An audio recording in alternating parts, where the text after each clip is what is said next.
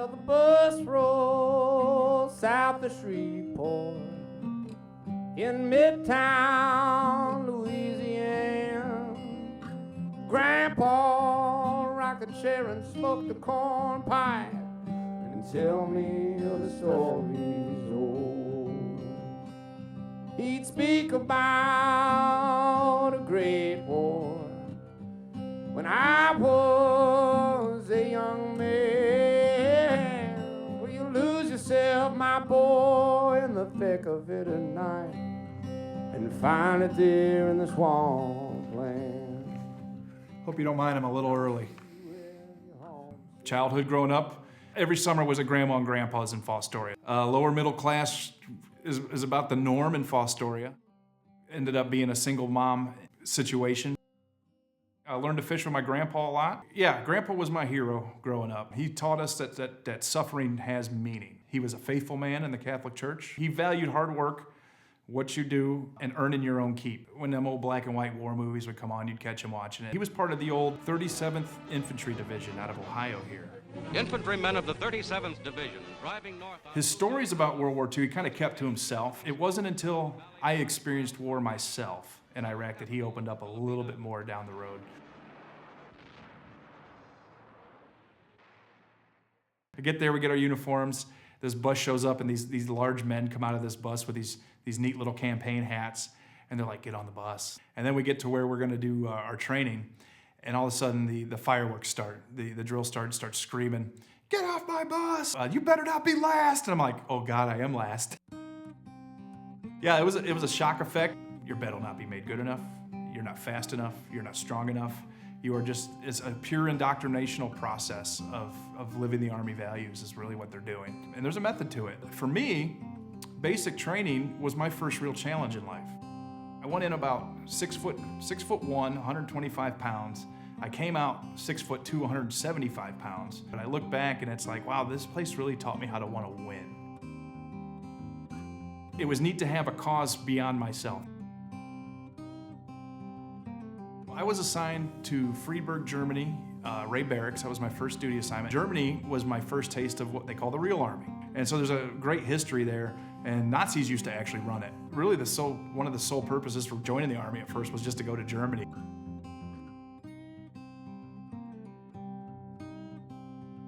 About this time, the world kind of turns upside down. We're actually on a mission called the Global Reaction Force. And the Global Reaction Force, when your unit is tasked to do that, is a force that is supposed to be able to deploy anywhere in the world within 48 hours, and then September 11th happened.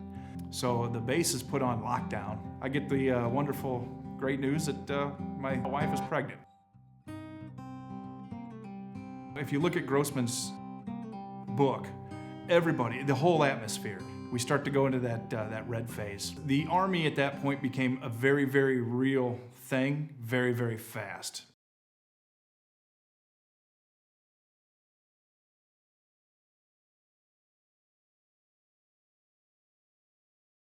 I have never seen the entire Army as a whole in one place. Everybody. Tanks are moving, artillery, pieces. Everybody's mounting to cross this gigantic berm that is, on our side is Kuwait friendly. On that side is the third largest army in the world. Our commander calls us all and says, hey, I need to see, let's get the troop together before we deploy. They promoted us to sergeant right before we went over that wall, which is a big deal. I look over and my first sergeant, he was a veteran of the 1st Gulf War back in '91, and he's kind of got a tear in his eye. And I walked up to him, I'm like, First Sergeant, you all right? And he's like, yeah, brings back memories. I was about 400 miles down this berm back in 1991 when the same thing happened to me. And he's like, the only difference is you're in charge of people's lives now. Good luck. Yes, your survival and stress instincts increase, but so does everybody else's. And the ability to want to protect the pack becomes forefront. You know, now we're getting into that red. Now we're getting into that darker red, getting closer to black. An indicator of a stressor. The heart rates are going. It's really good to hear somebody's voice. And the only thing I got out of my wife is that she lost the baby. And that was it. The sun came up and I lost the transmission. She lost the pregnancy. It miscarried. You feel helpless. You can't elaborate any further because you lose the phone. I couldn't get out of country fast enough, to be honest with you, at that point.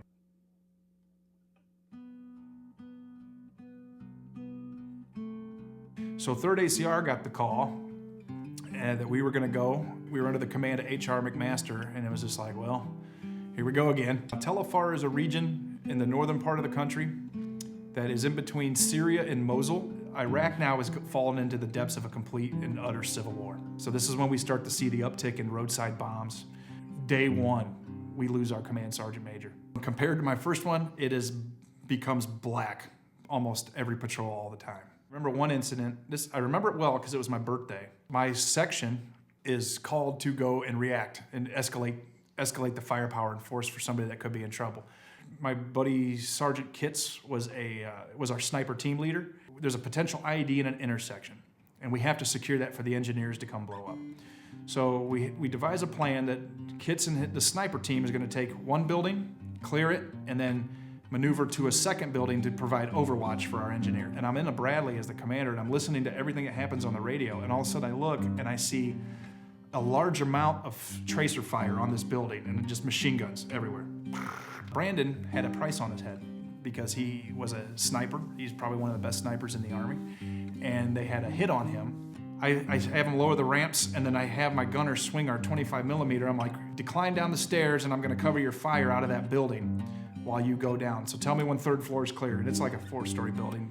The enemy actually accomplished its mission. They took out our sniper. And we load up our Bradleys. We're thinking, we think we got everybody. And we're going, and all of a sudden on my radio I hear, hey, you gonna come back and get me? We left somebody there. First off, it's stressful enough, find out we got our guy injured, pull him out there, and then to find out you left somebody behind. And there's 3 rules of the battlefield that everybody lives by. Number 1, never leave a man behind. Number 2, never commit fratricide or friendly fire. And number 3, finish the mission. I made the decision to evac a dude to get him to help. Then I leave a man behind, right? And then, I find out later that some of our shrapnel from our 25 millimeter cannon actually hit our own people. We didn't check our fire very well. So we broke these 3 very, very important rules of the battlefield. And it was a very big learning point for me, especially when I had to go brief the command on what happened. And fortunately, H.R. McMaster's, because I told the truth and I made a decision, he understood, like, combat's like that. It's gonna happen. You don't get over it. Eventually, you don't even care if you live or die anymore. That gets you, So it all comes into perspective. Again, suffering matters. That battle was overshadowed by the Hurricane Katrina at the time. So just to give you a timeline, and the White Sox were in the World Series for the first time in like 100 years or something like that.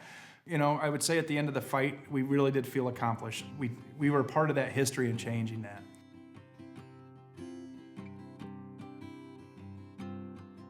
First off, we got to understand Iraq was never a third world country. A lot of people have this misconception. It had everything that we had in the West. Seeing the full city in action again. No tanks are shooting. See the Iraqi people get back on track with their lives, because that's really what 99% of them wanted. They wanted their lives back, and they wanted to go and vote when it was time to vote, and go to school safely when it was time to go to school. All that stuff we take for granted here, right? So returning home, a great sigh of relief to see my family and my children. But at the same time, all right, what's the next step? Now this was a great unknown for me. I would almost have rather have gone back to Iraq than transition. That's how stressful it was. The stress didn't end. Because leaving the military, I've got a perspective of the world, of how I think leadership goes in the world. I get into this business, the construction business, I find out it is relatable, but not the same. Found very quickly that, I use a lot of acronyms. It's hard to communicate. It's really, timeliness is not the same. When I say a meeting is gonna start at 10, I'm expecting it to start at 10. You're treated different. It was really hard, where am I in the world? Until you experience what that adaptation is from a military lifestyle to the civilian lifestyle. It is really hard to relate to people. And then you realize, the past in industry, you weren't paid to make decisions, you're just paid to grunt, right? Where in the military, you are paid to make decisions. That hurts the heart for me. Society does look at you a little different.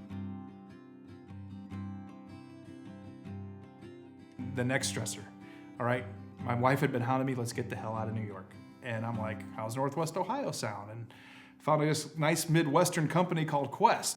And I think God just put the path in front of me. He's like, let's go there. And what I was happy to see at Kwest Group is there is a huge veteran outreach, and the Under the Hard Hat program was one of the first things that I saw.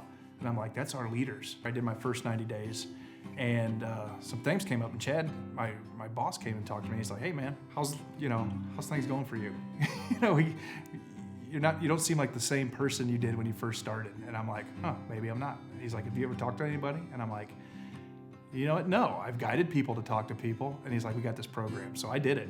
I did this life coaching program, and I ain't ashamed to admit it. And it has been great in this transition. And you just talk, and what's eating you this week? How are things going? And we talked about everything to adapting to a civilian life in an office, how the kids are doing, how the family's doing, and stuff like that. But it was just good to talk and have somebody relate to you. It's no mark against you in the company. They pay for it. There's no shame in it. None at all. Suffering matters. Even in that transition period, you have to remind yourself the suffering does matter. There is light at the end of the tunnel. And I've never seen anybody who hasn't worked hard and stuck it out through their problems that didn't come out sweeter on the other side. I understand our people a little better. I understand this civilian transition a little better. Every generation is going to have its battle in this world.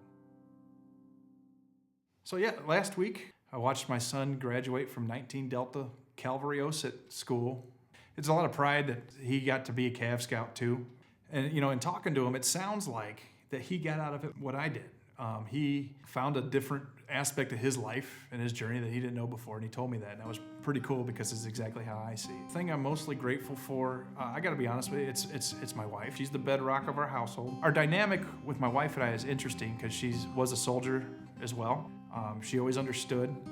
Even if she didn't, she tried, and she raised the children so well.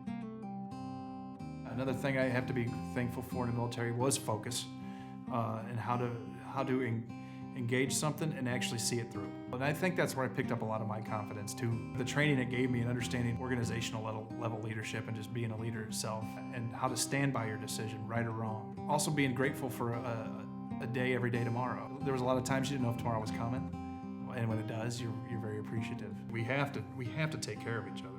It could be a friend, it could be a program at work, it could be your priest, whatever it is, do it. Right? Understand there's no shame in it. And then when you get the chance, after you feel comfortable, there's no shame in telling other people that you've done it. Suffering has to matter, right? It has to. It's something you're gonna have to find the light at the end of the tunnel, and you're gonna have to navigate that. There's no shame in going through that hardship to get to that light. It's time to talk. Well, the bus rolls south of Shreveport in Midtown, Louisiana. Grandpa rocked the chair and smoked the corn pipe and tell me of the stories old. He'd speak about a great war when I was a young man. Will you lose yourself, my boy, in the thick of it at night, and find it there in the swampland? I'll see you